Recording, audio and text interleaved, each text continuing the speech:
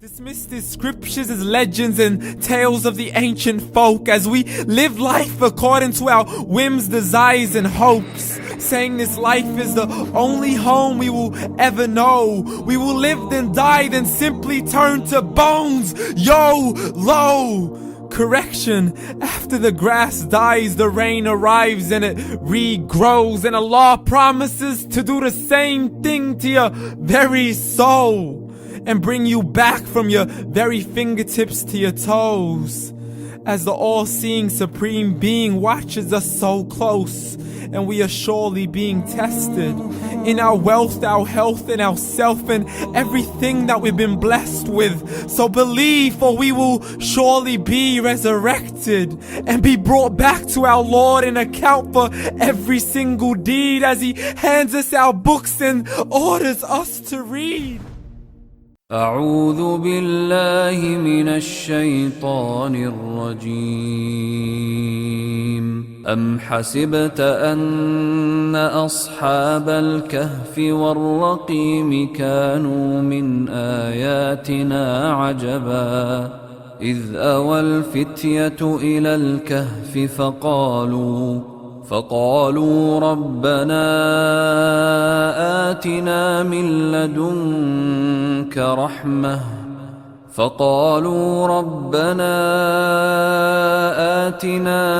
لدنك رحمة وهيئ لنا من أمرنا رشدا فضربنا على آذانهم في الكهف سنين عددا ثم بعثناهم لنعلم أي الحزبين أحصى لما لبثوا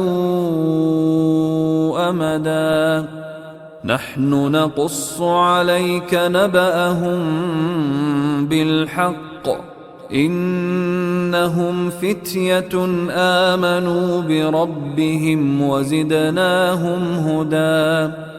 But I'll just talk about the studio, like in general. Been here a few times. Even the backstory to how I got in here is a bit funny because OnePath had that application for volunteers. I supplied, bro, and I don't know if you saw the entry to my application, right? So it was like a half troll but half kind of serious. So it asked for a picture, so I put it with Bilal Danun because we did an episode with him. Yeah. And then I'm like, it's strategic because I know the OnePath bros obviously know Bilal Danun, right? Shaykh Bilal. And the other section was a video. Yeah. So I had this video when I was in I was in maybe first year uni or something. So I went to Watermala Falls and I stacked it off the cliff. Yeah. And then they'll like send in a video that you're featured in. Yeah. And then I sent that in. Yeah. And it was like me falling off the cliff and I landed and everyone's just like laughing. I watched it. Yeah, I actually watched it. And I chose you because of the picture of Bilal Danun though. Not because of the video. If it was the video, you probably wouldn't have been chosen. SubhanAllah, but yeah, with your decision now, like now we know each other pretty well, alhamdulillah, and now we're recording an episode with you. But yeah, even that, I was just like, what a journey the last few weeks, knowing the OnePath brothers. Yeah, alhamdulillah, like even knowing your story, subhanAllah, it's been amazing. Even for Josh, like, what do you reckon? Yeah, definitely, as in just the whole OnePath studio and where it is and just how big it is. As in, I could never appreciate just how much effort the OnePath brothers put in, because as one of the brothers said, I think you guys are the biggest Islamic content creators in the world. So just to have that impact, and not only that, but you guys do a lot of other work for other Islamic organizations in the UK and in America, and just the reach you guys have generally, I think. Yeah. Just to add in randomly, so I forgot to add this in. Pretty important. The reason I picked up video as well, right? Because I shared on my Facebook, right? Yeah. So the strategy, I remember when we took this backstory is that my friends jumped off the cliff first, but I wanted them to video me. So I had to wait for them to come all the way around up the cliff and then be like, bro, video me now. And that's when I stacked it, right? And then, so my friend had the video on his phone. So he actually uploaded on his Facebook and tagged me in it. And subhanAllah, we got offers from I don't even know if we're allowed to say it. So someone like the big content creator, they saw the video and it got shared. Like it got, I think almost like 1,000, 2,000 views. Do you know like the it's fails, like a viral video. Yeah. so So fails, funniest like, yeah. So 200K. Fail Army, Fail Army. they actually like They approached me and said to like buy the video of Oh us, my right? god. They like, give you money. For That's your why fail. it was like, what video have you been featured in? Did they Stuff give you like- money for it? Nah, so what happened was we actually uploaded it to other platforms. Yeah. So they were like, it's risky if they want to use it and Yeah. share it, then like they'll be They in don't conflict, own it, copyright, all that kind of stuff. So it didn't go, but it was 50-50 split, bro. That was pretty. Did it hurt when you fell down? Yeah, man, I was like a week, man. I was like winded, like. I badly. actually watched it. I thought you died or something. I thought. Subhanallah. No, wait, you hit your back and then you fell. Yeah, and I remember I was like getting out. I was like all winded every time. I thought, bro, I think I'm dying or something. And then there's these white guys, like 4 of them, like on the edge of the water, and they're just like looking at me, is like smiling, like, "Hey, good job, buddy." Oh my god. Did they come help you, man? Did you need help? No, they're just like smiling and laughing. Yeah, but subhanallah, it's funny how things happen. But just to intro the guests we're with today. Obviously, people would know him through his online platform, online presence on Talk Islam, and then I guess we can talk into, you went sort of behind the scenes and now you're with OnePath, but you're not as online, your face is not as online as before. Yeah. But I guess we can talk about your journey. But yeah, assalamu alaikum. Alaikum salam wa rahmatullahi wa barakatuh, boys in the cave. Yeah, it's actually, we're on OnePath Studios, but it's actually, we call it this, the boys in the cave. Alhamdulillah. So just to get to know you, like you've grown up in Sydney, right? Yeah, my whole life I was born and raised in Punchbowl, Riverwood area. So I grew up my whole life in Punchbowl. Yeah. And ever since then, alhamdulillah, I've actually just recently moved to Granville. So SubhanAllah. I went to Macquarie University. Yeah. I spent a lot of time with MUMSA. To those that know MUMSA brothers. Is this, how long ago was this? Were you active back in like 2000? I graduated from Macquarie Uni in 2015. 2015. Alhamdulillah. Were you active until 2015 or you? So I went to UWS in 2009, I think it was. Okay, I used to go there, but my dad was like, go to Macquarie. So I was like, yeah, whatever. Okay, Dad. So I went to Macquarie University and I continued there. And then as soon as I got there, subhanAllah, it's actually funny because when I went to UWS, I had a bunch of friends from school and high school and all that. But when I went to Macquarie, I had no friends. Yeah. So what happened was, I go, all right, maybe just join the MSA or something like that. And yeah, that's what happened. So I was like, got married, did you? No. We got married, then I left. No, joking. That's not what happened. Alhamdulillah. I just joined them and it was really good. It was really good being Because I involved with those remember like brothers. MUMSA having their golden years, so to speak, or when they were the most active. Is that when you were around still? When was that? So People speak about it like 2012, 2013. Yeah. That's when we were there. That's when you were there, okay. Yeah. Alhamdulillah, it was beautiful back in those days. So what did you study there? Was it something related to what you would start Yeah, doing? so I was doing media and law. Media law. Media and law. So a law degree and a media degree. I just went to uni just to pass. So I'll say that. I didn't go to get distinctions and C's. I just went to pass so I can have a degree stuck on my dad's wall and make him happy and get that out of the way. So you graduated media law, and while you were doing that, did you start doing like your video editing and your content creation? I was always good at videos. Always. So this is a funny story. The reason why I done media is because I wanted to do media because I love making videos. I love the whole, directing and making things look cool on camera. And I used to be like an avid like hip hop music fan. So I used to love the videos. I used to love the whole process behind it. How they were able to just make a video look so good. And as Muslims, we know the dunya is an illusion, and I loved how they were able to make an illusion of something that was spectacular, and that's one of the reasons why I went into media. But because I was absolutely obsessed with that. And to answer your question, so because I was good at that, I then had to I went in with the wrong intentions, right? So obviously I went in because I was just astounded by movies and music videos and all that. And I even, the teachers would always ask me, why are you here? Why are you in a media degree? I would say, because I want to make rap videos when I grow up. That's what I wanted to do. I wanted to actually make music videos, and I didn't want to be a rapper. Of course not. I just wanted to make the videos because I just loved it. And then what happened was the boys at MSA kept giving me dawah, kept giving me dawah. They'll get me to make a video here for them and a video there for them. And I was like, all right, khalas. Now it's time to be serious. Enough with the music videos. Let me do something for my faith and do something which would at least be, you know, on your scale of good deeds, and you'll feel good about it in front of Allah. And that's when I started. So at the end of 2011, I said, you know what, sack that life, I want to start this life. So would you say that coincided with you, maybe were you more into the deen then, or were you always into the deen as a younger age? How did it kind of coincide with your making of videos for, obviously for the sake of Allah and for Islam and all that, and with like, you know, because everyone kind of has a story, right? Yeah. Unless you you want to like keep it low key, or I'll be open to a certain degree, obviously. Yeah, As I said, I was you know, full into the whole music scene and all that. But then the boys kept giving me dawah until I went to Mecca, and I said, you know what, that's it. Ya Allah, I don't want to have this life anymore. I want to change my life around. I want to, you know, do these videos for your deen, for your sake. So I came back, and after a lot of the boys on campus gave me a lot of dawah, and it was indirect. Like they didn't know I was obsessed with music and all that stuff, but just hanging around with them, they left their footprint on me. That's how it works in the MSA. That's what usually. happened. Yeah, well, even I can really, like, the reason I ask is because even for me personally, you know, starting this kind of project and with my kind of getting to the deen, Jahiliyyah and all that. Yeah, subhanAllah, like I can relate to your story, that the fact that from high school to uni, you know, you have kind of a transition period, and obviously in high school we have our moments, and we kind of, alhamdulillah, I had that community around me. So then you go into uni, and then you go into MSA, some of the boys you already know, then there's other practicing brothers, and then obviously you're struggling with the deen on the inside, but then obviously they don't know, like, you're praying and stuff, but obviously you're trying to become that Muslim that they are, like, you know what I mean? And then you slowly, they're leaving you those as you said, footprints. I'll tell you a funny story.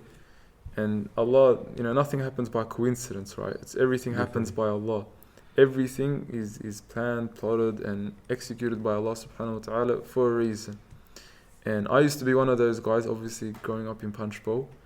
You have like a hectic sound system in your car, and so obviously you have that, and you have the latest songs and the latest artists, and you're just blasting them. And can you Bluetooth that song to me? No, I used to be like so bad. Alhamdulillah, Allah has taken me away from it. But what happened one day was, this was in my early days of the MSA. Yeah. I was driving past the Musalla, and obviously once you drive past Musalla, you have to. It's out of respect for the mosque. You just turn down the music. But then I drove off and I put it back up. I don't know what it was. It was some Gucci Mane or something weird. Really? Gucci Mane. And then I was driving, and then I stopped at the red light. Yeah. And I put it full blast. Like, it sounds cool. People around me will find it cool as well. That's what, you know, you're led to believe. I left it blasting at the red light, and then a car pulls off right next to me. And I just see the guy looking at me. And, you know, I felt like, what's this guy looking at? Like, seriously. I couldn't see who it was, because I was like, what, you know, but I could tell someone was looking at me. So I turned to my right, and I saw it was the president of the MSA. So I quickly turned off the music, turned it off, cut it out, like, and I go, Assalamu alaikum, brother, or, you know, astaghfirullah azim, it was an accident, blah, blah, blah. And then it was so embarrassing. Yeah. But it was so embarrassing that Allah wanted to embarrass me, to show to me that, you know, it's time to pull your socks up. Definitely. You can't be hanging around these guys, and behind closed doors you're doing, you know, the darkies, you know what they say. Yeah, that reminds me, reading some stuff, and I think even famous scholars, that I guess we take it for granted, like, alhamdulillah, we have that community. Those little kind of instances make you want to become a better Muslim. And even I heard, like, the biggest scholars back in the times, because due to the nature of the khilafah and stuff, there would be like shaykhs and, you know, masjids, you know, doing dhikr, or, you know, learning about the deen. And then there's like, as a young kid growing up there, you have nothing else to do, so you might not be in the best class, but you just go into the masjid and just learn ilm. You don't have the right intention, right? That's right. But slowly over time, give it 5 years, 6 years, man, that knowledge they accumulate, it'll make them want to worship Allah sincerely in the heart. You know what I mean? It turns people in that sense, and I guess we suffer in a different way. You know what I mean? Yeah. Obviously, we're not, you know, in that community like back in those times in the Muslim countries. However, regardless, these kind of instances change us for the better. I guess everyone has that kind of story to tell. One of the biggest like forms of dawah, on your point, is just the society. They say the mujtama. If it's good, the people will be good. If it's bad, the people will be bad. And that's why constantly the scholars will say, you know, change your environment to change yourself. So yeah. Like you were just telling me about how I live out in the east, and you said you'd be depressed if you didn't have the community around you. Yeah, that's so true. Honestly, I don't mean to be rude. I'm just saying, like, it would literally cut my heart inside out if I wasn't surrounded by a good support structure of just people that like, your faith is the most important. Definitely, thing. yeah. Like, you can surround yourself with people that are gym freaks, like our brothers. Sooner or later you'll be a gym freak. You would have your bis, your tries, your chests, your abs, your everything. If you just surround yourself with those people, and if you surround yourself with good people, truly good people, just by being in their presence. Definitely, even just having that Islamic culture. Like, I don't have masjids where I live. I just sort of have to come out this way as often as I can. To make hijrah too. Definitely soon, inshallah. Even like me personally, because I guess Josh can relate to this as well, where I'm not going to say like I'm a perfect example in any stretch of the imagination, but because we come from a Bengali community, and I guess the crowds that my parents would hang with in that kind of community, it's not the best influence for Islam. You know what I mean? They go more by culture, not by the religion. Yeah. So what happens is that you're not growing up with, you know, the community, you know, them taking you to the masjid and praying congregation kind of thing. You're just doing it here and there, maybe once a month kind of thing as growing up. So I had to kind of find my own Islam going into like high school and uni. And then once you realize, you know, even for Taraweeh, because I wouldn't, like when I was young, I wouldn't be going. It's just not a Bengali thing to do. It depends in what community. Yeah. But in mine, it just wasn't the case. And then you realize, like, I feel like I really missed out on this brotherhood, because subhanAllah, like the masjid, like if you actually go there as a young kid growing up, man, like you'd be a different human being altogether. Those little things you take for granted, even in a parenting sense, actually mean so much in the future. And I guess that's something like I regret, you know, being a little kid and not having the community, but it influences for the better. But just bringing us back to your YouTube channel, Kamal. So when did it sort of start to gain traction? You said you started up 2011, 2012. Yeah. I know that a lot of your videos, your biggest ones, were released in 2013, like the Meaning of Life one, which we can talk about, and that your exchanges with other atheists on YouTube. So did things sort of start to happen really quickly for you in terms of the videos you made? I would say that it was overnight. Pretty much overnight. Can you trace it back to which video it was? Yeah, I know exactly how it happened. So I literally, as I said, I went to Mecca and I made the intention, that's it, I want to change. Within 2 weeks of coming back, I released my first video, and overnight it went viral. And it's actually a very funny story. How it happened was, I was sitting in my we were doing social media marketing at MQ, and the lecturer he was speaking about, and I'm not being a homophobe or anything when I say this, the lecturer was speaking about how he used to work for like a homosexual marketing agency, and he was, you know, his job was to sell Toyotas to the gay community, and he was saying that he made an advertisement that just went viral. He put a Toyota, a big Toyota 4-wheel drive, and he put 2 men in front of it with a dog, and he wrote, "The new family car." Really? And then I was like, oh my God, this is like the effort he's putting into creativity for, as what Muslims we believe, which is not something which is false. Yeah. So the effort he was putting in to be creative for his community, like, it was astounding. And then he goes, but this is what I done for them. He goes, what are you doing for your community? Oh, it's like Dawah for you. Yeah. And he was actually like, he was like preaching to me, like, get up off your, you know, and hurry up and do something for your people. Yeah. So I went and I said, khalas, this is it. You know, I'm going to go home and I'm going to do a spoken word about Jesus. That was your first Yeah, one? my first video was a spoken word about Jesus to respond to another guy who made a spoken word about Jesus. And it was funny because I never wanted to do spoken word, but it was just like the in thing at the time. So Yeah, I it said, was really big then. I go, you know what, I'm just going to do it. So I wrote a piece and I was looking for someone to do it, like someone to perform it so I can film it. Because that was my... Oh, you're more the filmer. Yeah, I was the filmmaker. But everyone I called said, sorry, bro, that's a bit embarrassing. I won't do that. I won't do this. So I'm like, khalas, you know, that's it. I spoke to my brother or my sister, I can't remember. I said, just press record on the camera and let me stand in front. So I done that, and then overnight it went viral. And I still know how it went viral. Allah, obviously everything is from Allah, but within like 2 hours of it being up, it just started getting likes. On YouTube or like and I had like no subscribers. I'm like, where are these likes coming? Where are these views coming from? And then I look up at the first comment, and I haven't said this before. The first comment said, thumbs up if Fousey brought you here. Bruh. and I was like, oh my God. FouseyTube had shared the video and had made everyone come to the video. So, you know, we know the brother is going through a tough time right now, and we ask Allah to guide him. But definitely, subhanallah, you never know. Maybe this might be a key for him to come back one day, and Allah will... So he guided all his followers to sort of look at your video. Yeah. Because he has a big Muslim following, I'm pretty sure. So at that time, he shared the video, and it just went nuts overnight. It went nuts overnight.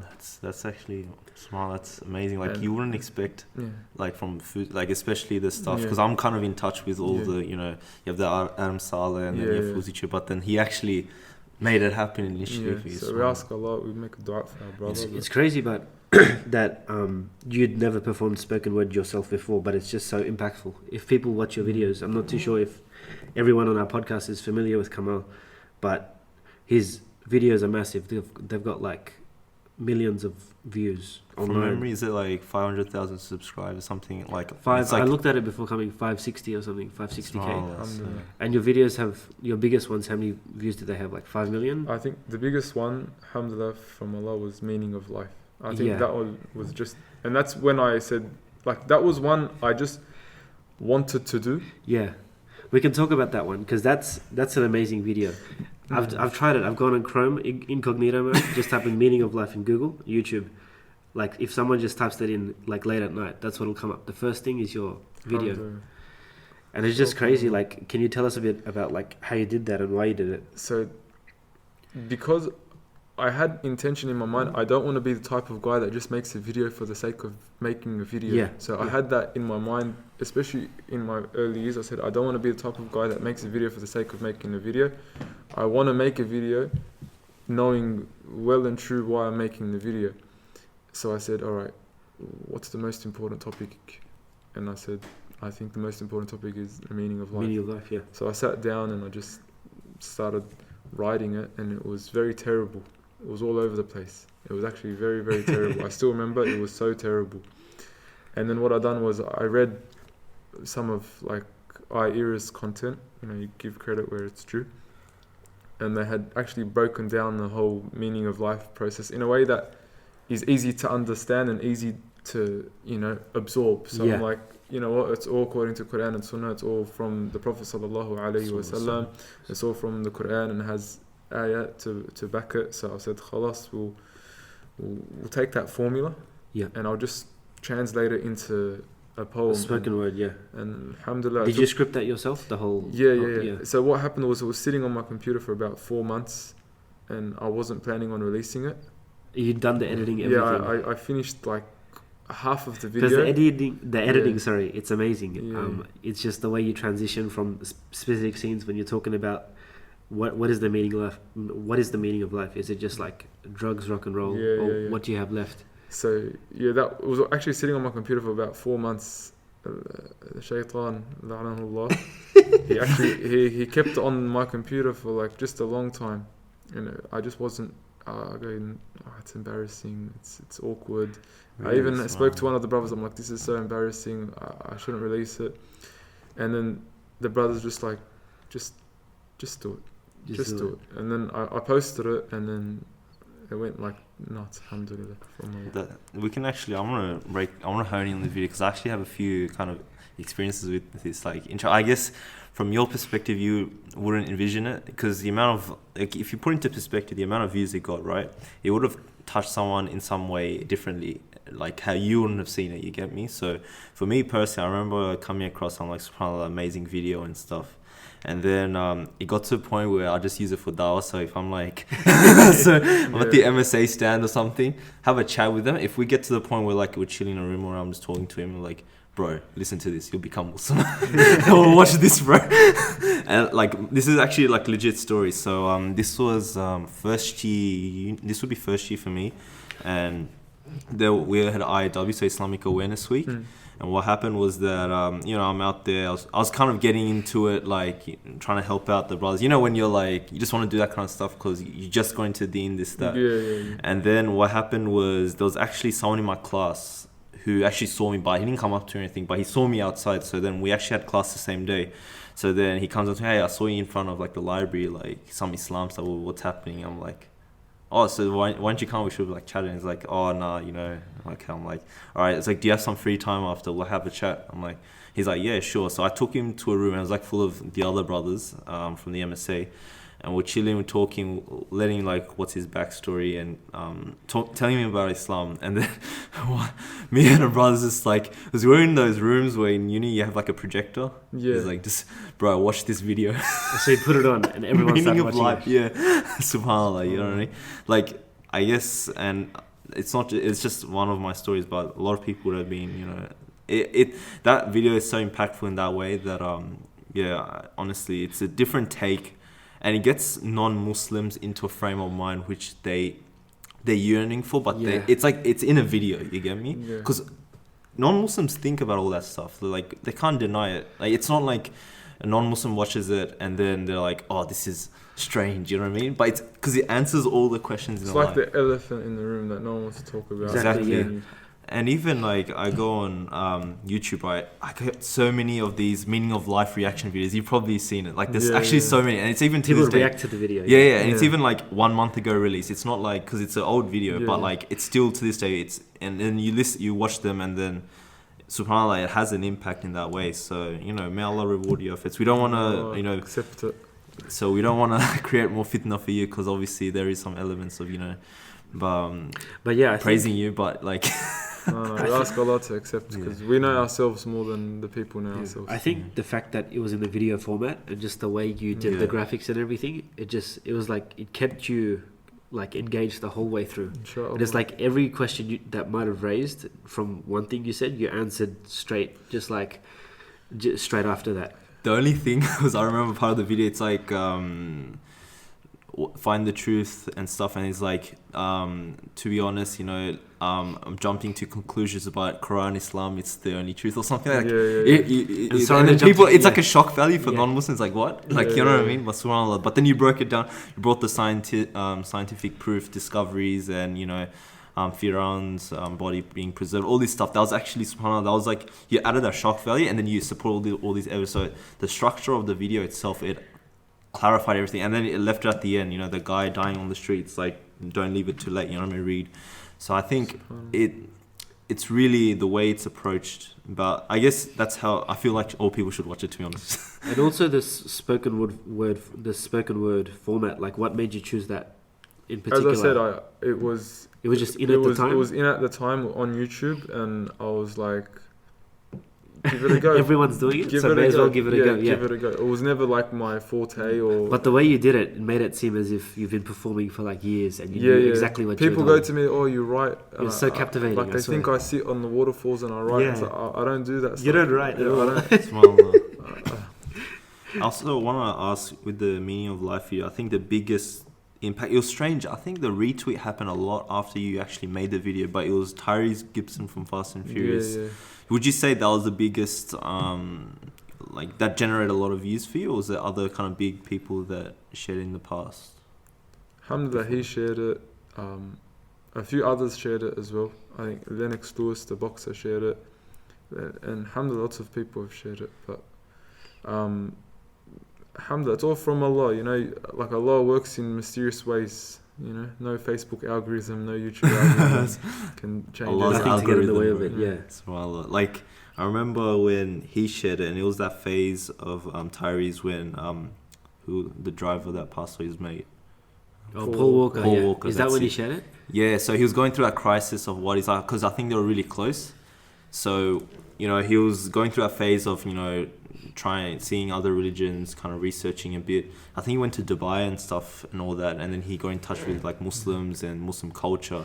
And then I think in that time of kind of discovering what life's about, he actually shared your video. So subhanAllah, like, May Allah open his heart to Islam. Yeah. I mean. We wanted to talk about that exchange you had in your videos, as in you had a response video after a video you did with this atheist on YouTube. So what was her name again? Her name was Jaclyn Glenn. She was at Jaclyn the Glenn. time. She was like the atheist equivalent of you, just making videos. No. That's She wasn't? not equivalent, because she was just filled with hate. And Oh, she was just like a social commentator. she wasn't like. Oh, I don't mean in that sense. I She mean wasn't that like she presence. was Yeah. even like her style Yeah. is not like, I won't call it the atheist style. Her style was just The vitriolic, like it's the just hateful. Yeah. hateful, spiteful, mockery, and it's not even like it wasn't academic or Yeah. educational or informing or even like putting forth questions. It was just like, she's more of a troll. Yeah. I would Did it say. start by her creating a response video to one of your videos? No, she done a stupid video called Drawing Muhammad or something like that. And then I done just a video. She wasn't even speaking to me. I just done a video back to her. I said, look, your insults are worthless. Yeah. They're meaningless. I said, your insults are the equivalent of someone who was to spit at the moon trying to take away the brightness of the moon. I remember that You're line, spitting yeah. back at your face. You're a disgrace. And I just told her, just give up. Stop wasting your time. And there was a video. And she got so offended Yeah. and done a response video. Obviously, I think because she probably monetizes her videos or something. Yeah. But that was why. So And then you did a response to that. I done a response back to her. And that's what I was thinking was pretty big. Yeah, I probably, Allah, I don't know if I should have or shouldn't have, but in the long run, people said, "Oh, you put it over her" and stuff like that. And I'm not being arrogant or anything, because I read a quote the other week. It says, "Arrogance in the face of those who are arrogant is humility." Yeah, it's teaching them a lesson. It's crazy because me and Tanzim, we both have a close friend. His name's Raphael, so he's an Italian revert. And we've already done an episode with him, and he already mentioned it. yeah, he mentioned that in the episode. He said that exchange is what was a part of his becoming Muslim experience. So he said that, pretty much he said he saw the whole video exchange, and what he was expecting in response from you was something just as hateful, just as like vitriolic, everything. Yeah. But the thing is, he saw the humility which with you responded. Yeah. And just the lowliness that you display. As in, you didn't have bad etiquette in responding to bad etiquette. Yeah. As in, you showed that Islam was greater than that. And that's what really struck his heart in that moment. He's like, this religion definitely has something if it knows that you don't respond in the same way. It's in the Quran, yes. It says, respond, idfa' billati hiya ahsan, respond in a way which is better. Yeah, respond So with this the is the Quranic approach. exactly, yeah.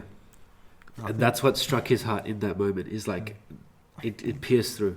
As in, because he said he was a staunch atheist before that. He was just like what's her name, Jaclyn Glenn. Yeah. He was just like that. But when he saw what came from you, that switched him completely. SubhanAllah. So it definitely had that good effect. You don't have to question yourself. Jaclyn as well. Yeah, inshallah.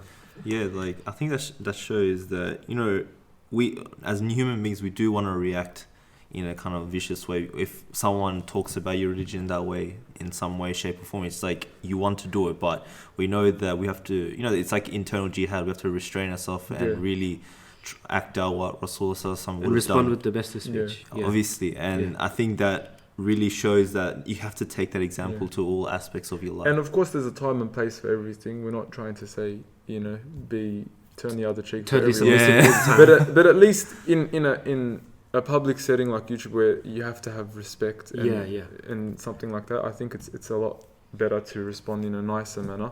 But if someone is being arrogant and they're not willing to change, you try it. If it doesn't work, then just go, all right.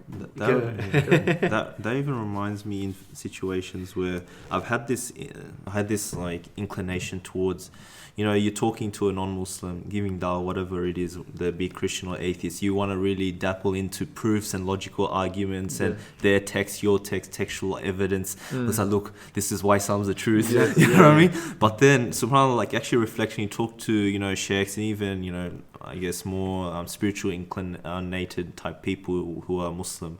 You realize that the most impactful ones are etiquette, like to people like etiquette's community. These little things that we kind of gloss over when we think about logical proofs, arguments, textual evidence.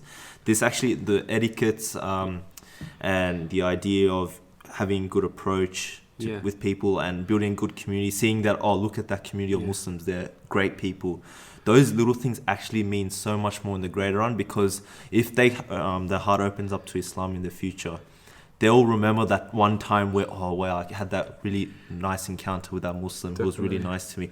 That actually is way more impactful, just sitting down, look, you know, John 3:16 says that, and you know, look at what Isa alayhi salam said when he was on the cross. You know, he wasn't worshipping himself.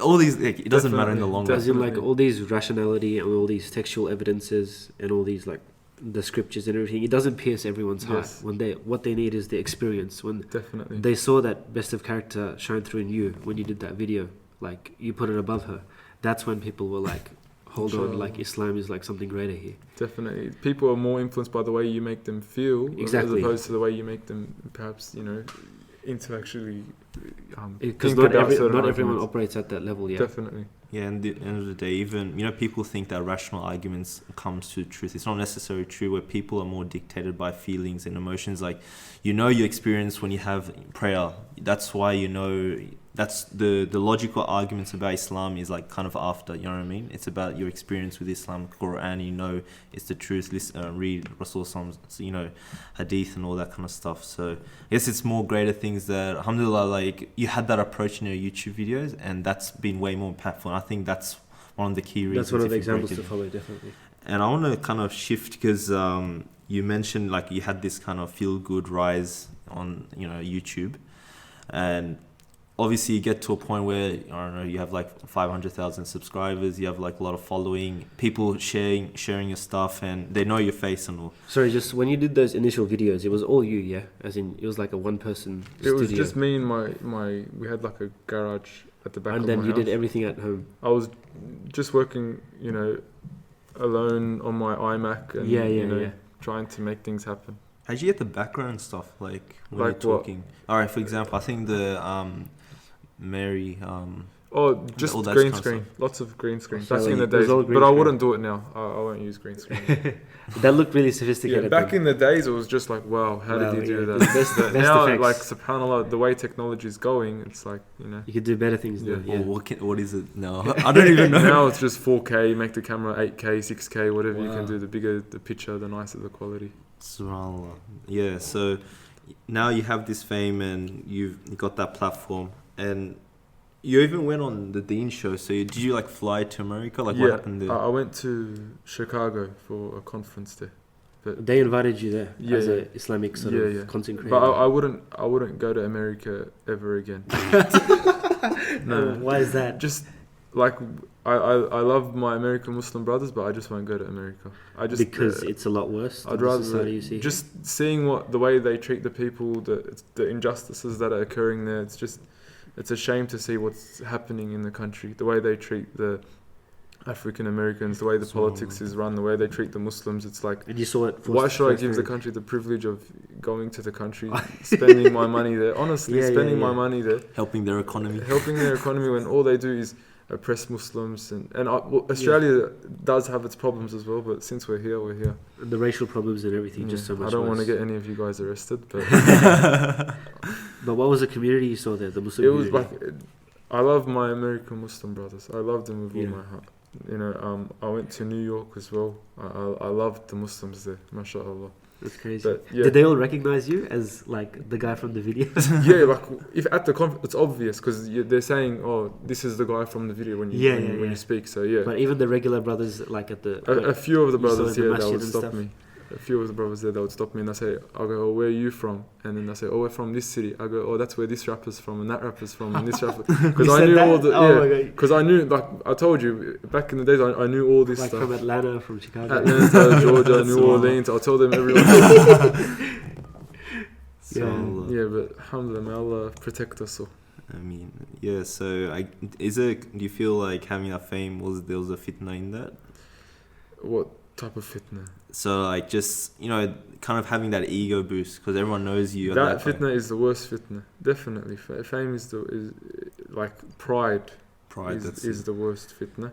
If you're talking about girls, alhamdulillah, I feel like it's very easy to avoid as long as you have your principles and you don't cross them. But I think the bigger fitna, at least for me, it was definitely just maintaining your ego. Yeah, we were thinking more in line of that public profile that was increasing. Ego is a disgusting thing, but it's good. Alhamdulillah, I think marriage has helped because my wife always tells me off, and So, with me, like starting with Boys in the Cave, not even just the community, people know you and they know you as that guy who does the videos and gets like people on and stuff. You realize that the pride and ego, it fuels the nafs so much. Like you feel like you're even fighting a greater internal jihad in that sense. The nafs is very disgusting. You should always lower your nafs and tell yourself you're not special. Tell yourself, you missed Fajr today, you done this, you done that. Don't think you're someone special. Exactly. Even with my videos, I don't say, oh, maybe Allah chose me because I done this or I done that. Say, no, Allah used you because you're good at doing videos, and it doesn't mean you're anything special. In fact, I read a beautiful hadith, or not a beautiful, a scary hadith last week. It says, the Prophet ﷺ says, perhaps Allah will defend his religion or spread his religion through the bi'aid al-fajr, by the hands of an evil, corrupt person. And Imam al-Ghazali, he uses that in his book. He says, to all the scholars that are spreading khair and spreading goodness and spreading the deen, don't think you're anyone special. Perhaps Allah's just using you because you got a good tongue or you got a good, a good skill set. Don't think you're special. So well, that's an actual hadith that Allah can use. Allah will use evil person to to help his deen. I have so many kind of experiences with that. To give you a quick example, like there's this have you heard of Ertugrul? Derelish Ertugrul? Yeah, of course. Yeah. So there's scene where who's the Isabella's uncle? Yeah. The leader of the Christians. Yeah. What are the Templars, right? Templars, yeah. So remember there was a scene where he's got this bookshelf and he's just like, she asks him like, didn't you destroy all this? Because meant to have is like, these are all the like popular books like Aristotle and stuff, and this is a book. And then he quotes, literally says, Rasul said that knowledge is power. Like he literally quoted a hadith, and he's like a tyrant. Yeah. He's just he's informing the nephew or niece, whatever, that's what the Muslims do. And it actually had an impact on her. That the Muslims sort of protect knowledge. So he's preserving these books. Exactly. So he's doing something, he's doing a service, even though he's that's crazy. Yeah. So as in, the moral of that hadith would be, even if you're doing something good and spreading good, that doesn't mean you yourself are safe. It's not a sign of that Allah loves you. Then perhaps, like, of course, for many it is. Imam Malik, he had an amazing statement. When he made his muwatta, made his collection of ahadith.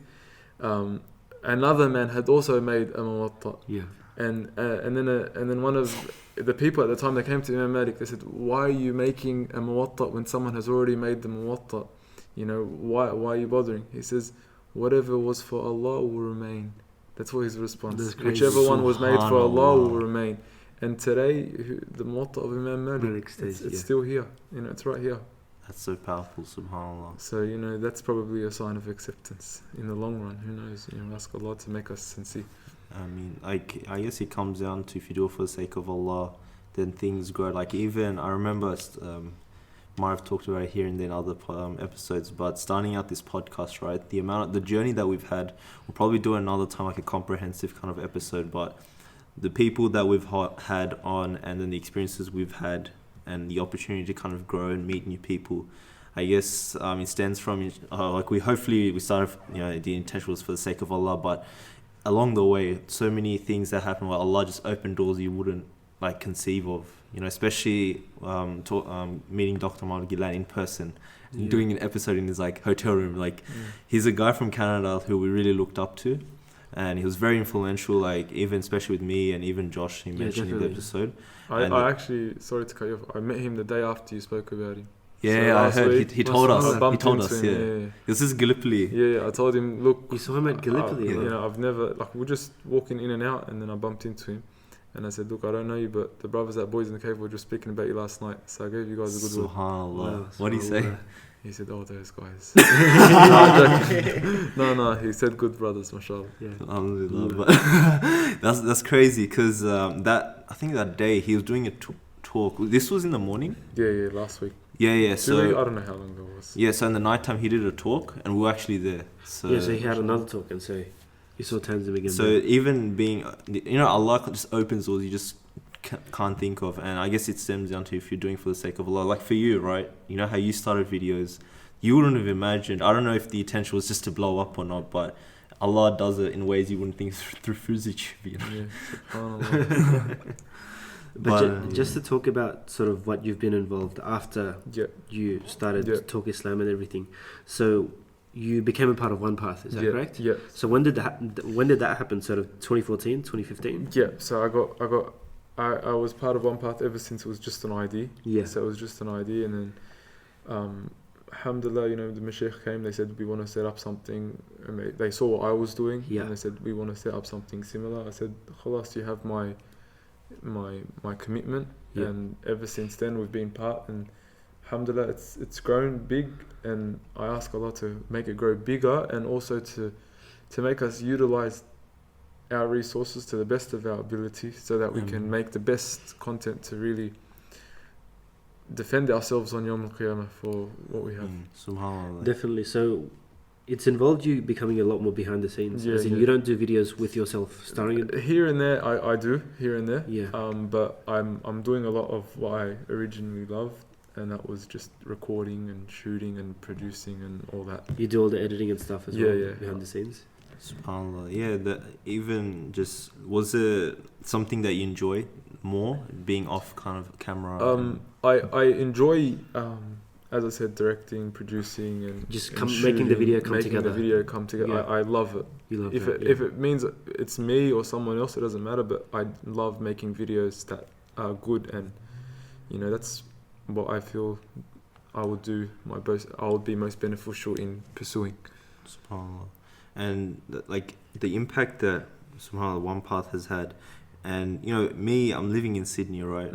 And we hear OnePath is in Sydney, but then the professionalism seems like it's not about being in Sydney. It's about it's everywhere. It's like a network. It's like, I don't know, like Fox News, like globally, or like inshallah. We ask Allah to make it global Islamic huge media. For His sake. So, what was your kind of objective? You mentioned that, you know, you were in the process when you got started. What was your objective coming up with OnePath? I think the objective was to counter the narrative in mainstream media, and to also, of course, and more importantly, to spread Dawah and to really spread the message of Islam to the masses. And I guess that's what most people miss when they hear about OnePath. Like, they'll come up and say, why didn't you do this? Why didn't you do that? Why didn't you do this? Or why did you do this? Why did you do that? Because at the end of the day, our purpose is Dawah. That was the intention from the start, and what is Dawah in itself, that's up to debate, but just calling people to Allah and bringing people closer to Allah, that's the objective. And that's both Muslims and non-Muslims. Yeah, everyone. Because I notice your videos directed towards Muslims, people who are already Muslim, like the importance of the prayer and stuff like that. That's had probably the biggest impact, because we don't think, but there's this whole population of the Muslim community, probably over 50%, that aren't as close to the deen. That need us just as much. As in that they're closer to home, as in they're the people we should be helping. 100%. Probably even more, 100%. You know, I was one of those people. Exactly, those people.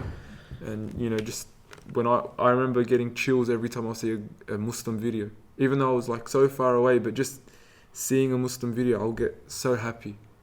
And it was, you know, it's definitely very important. I guess you have to adapt and produce the message of Islam and kind of cater towards the context you're living in. So you have to adapt, essentially, you know what I mean? Producing Dawah and putting that content on an online platform to sheikhs, understanding the language of the culture of the kids who are growing up in that time, and actually speaking about Islam in their language, kind of thing. Like, even I've heard a lot of people, right? So, black people that have perhaps been in jails and come out, and they speak about, when they became Muslim in jails, there'd be like a white person or a subcontinent person coming to them to do khutbas, right? Yeah. It just won't hit them home because they speak in a different language, a different style, right? Yeah. Different cultural background. And it's like you need like a black person who actually understands the deen but can speak in the... And understands how they grew up, all that, And that idea can be taken down to making videos because that's the age we're living in. People are like, don't spend too much on the internet. Like, obviously, you shouldn't. But it's what the world is, right? Like, even because I'm like more business kind of background, right? It's interconnected. Like the essence of globalization is the fact that we're so one world to another we can communicate. Definitely. And that comes with Islam as well. Definitely.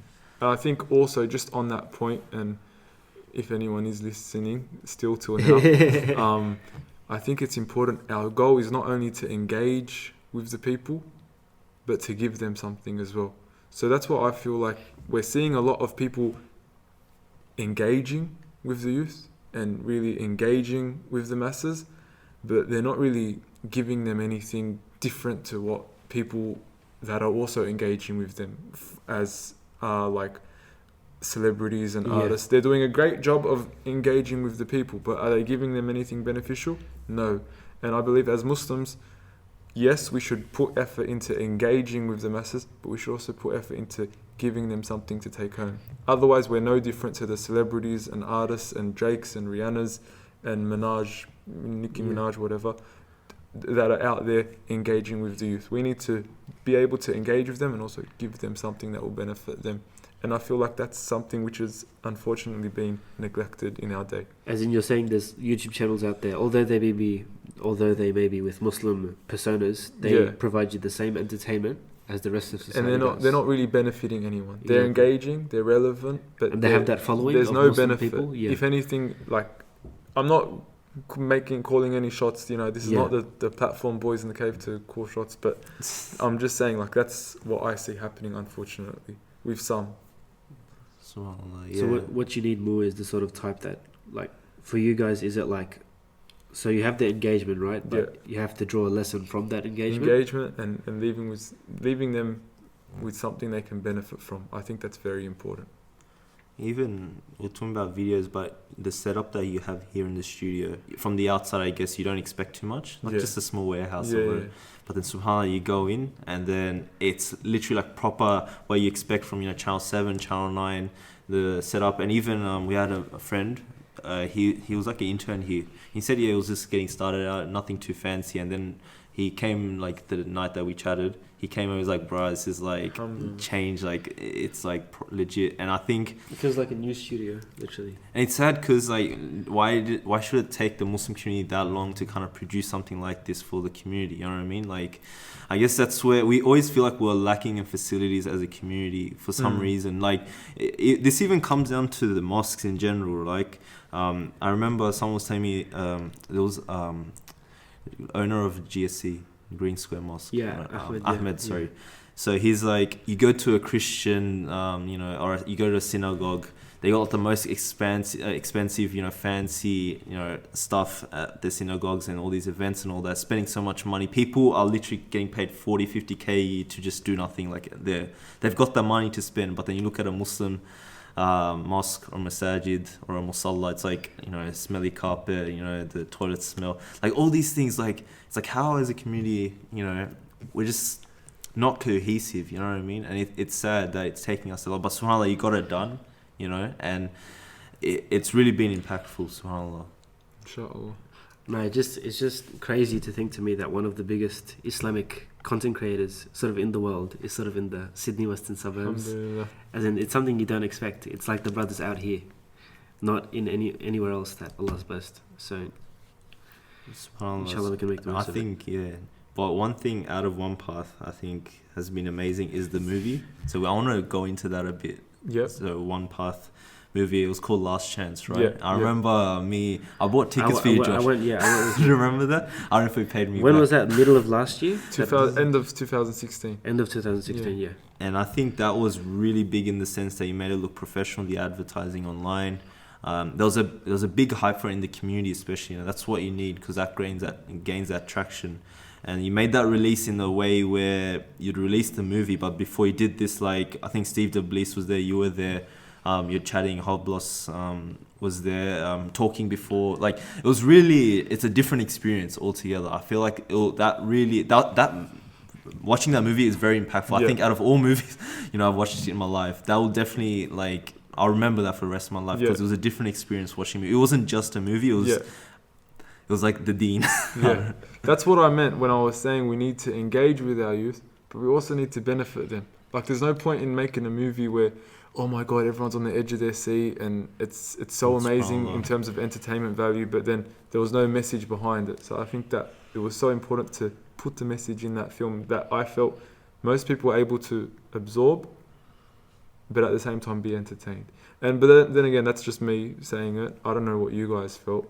Yeah, definitely had that impact, yeah. I think we should break it down, because we have most of you in America, so we want to give them a rundown about what the movie is and how you got started. So all that talking about America. No, I'll go to America. I'll go to America. Probably not. But how did you feel?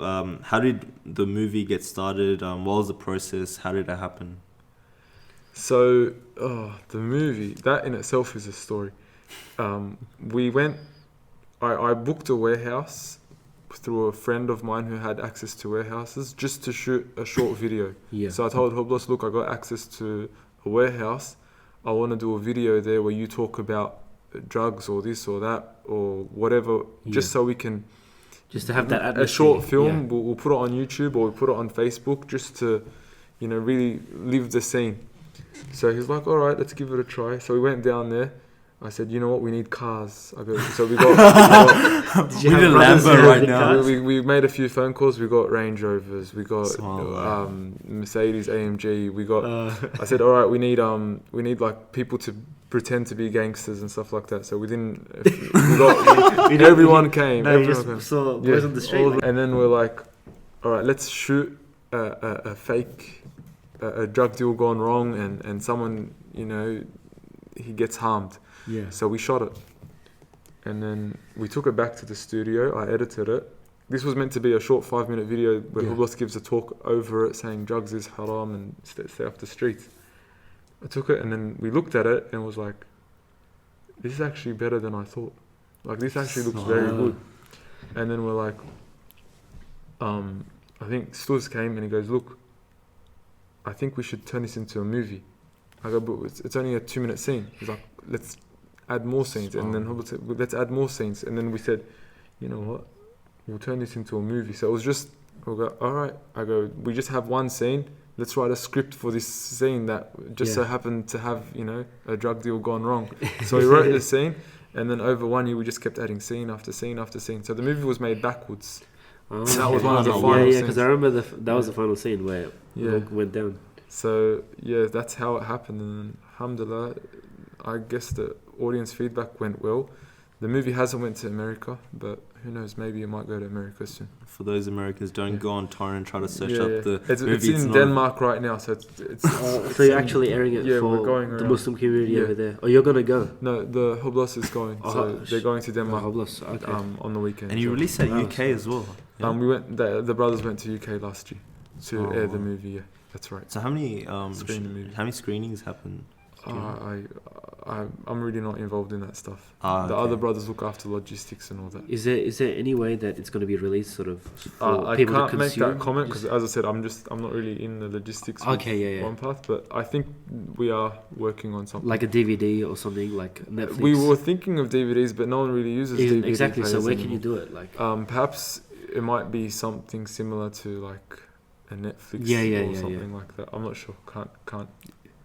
So I want to ask you the process. Did you do all the editing, everything, the nasheeds and all that? stuff? So the editing was, I you were edited, the lead for it. Yeah, I edited the movie. The whole thing. Yeah. How long did that take? I got a shoulder injury from it. But yeah, Using the mouse or what? Yeah, Like, the mouse. wow. It took about a month to edit, like non-stop. So I Subhanallah. remember some nights, Like whole days. Yeah, you're here till like 9 o'clock, 10 o'clock at night, Dude. just editing. But then I have a few friends that do nasheeds and stuff. So Muslim Bilal, I said, can we use your stuff? He goes, use the stuff. Omar Isa, I think he said, use whatever you want. A few other nasheed artists, they said, use whatever you want. And another, all these nasheed artists and Muslim rappers that don't use music, we put them onto the movie, and we made a film without any musical instruments and without anything that's, no coarse language, nothing haram in the film.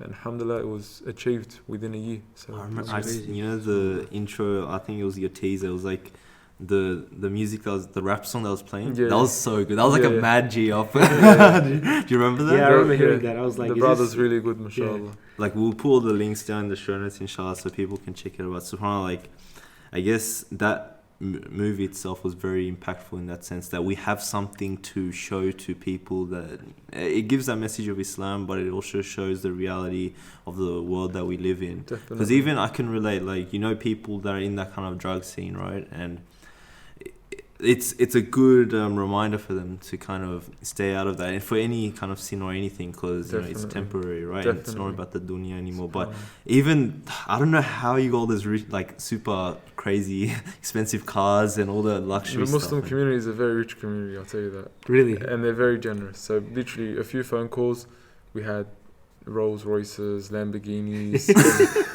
Alhamdulillah. And these are brothers that actually own them, or is it some rental or something? I think some of them own, some of them rent, but like, we did not spend a cent on the whole film in terms of props or actors. Really? Or it was all sort of like, we took the film to Fox Studios.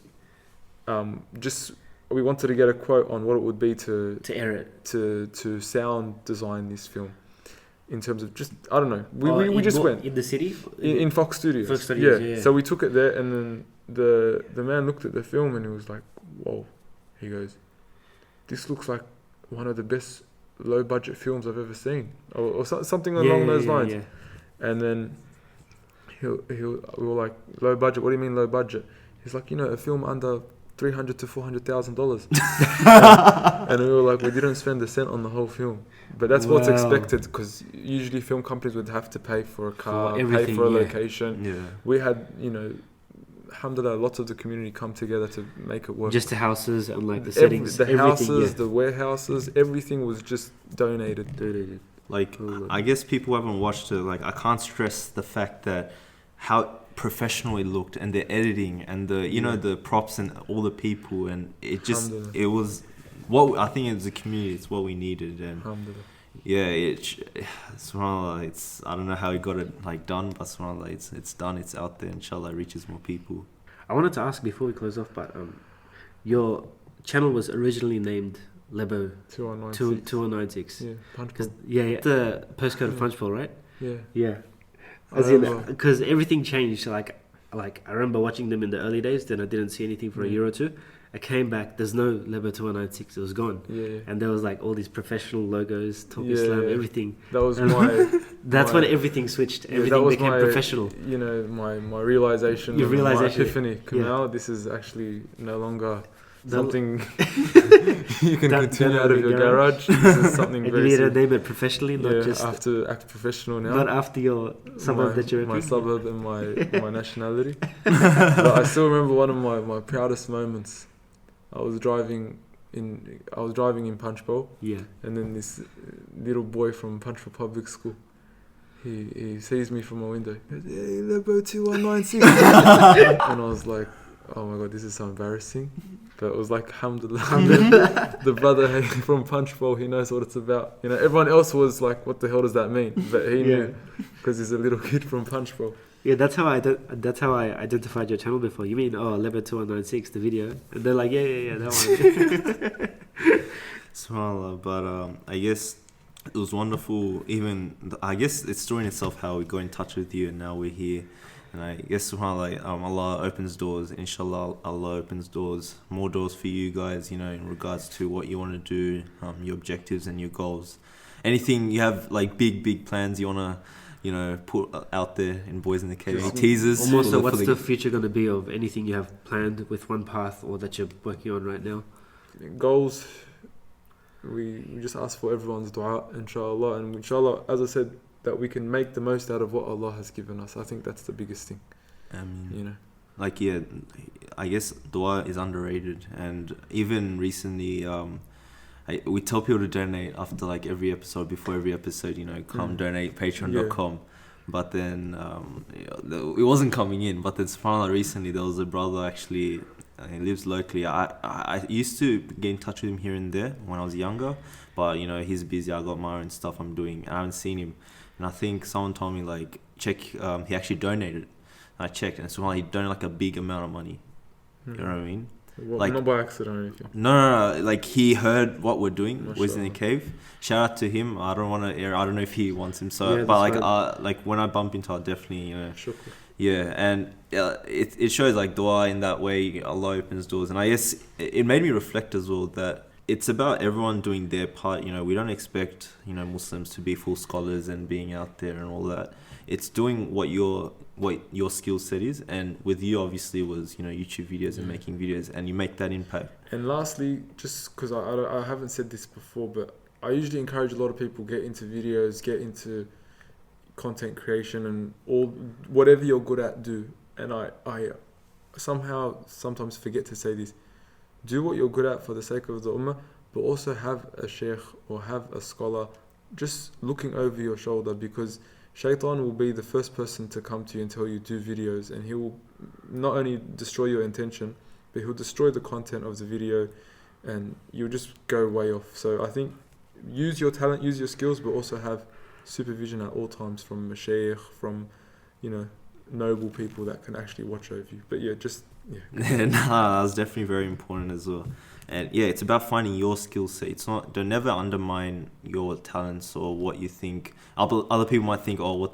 Like, you told me at the beginning that you made, I think, the video, and people like spoken word. What is this? This is so weird, bro.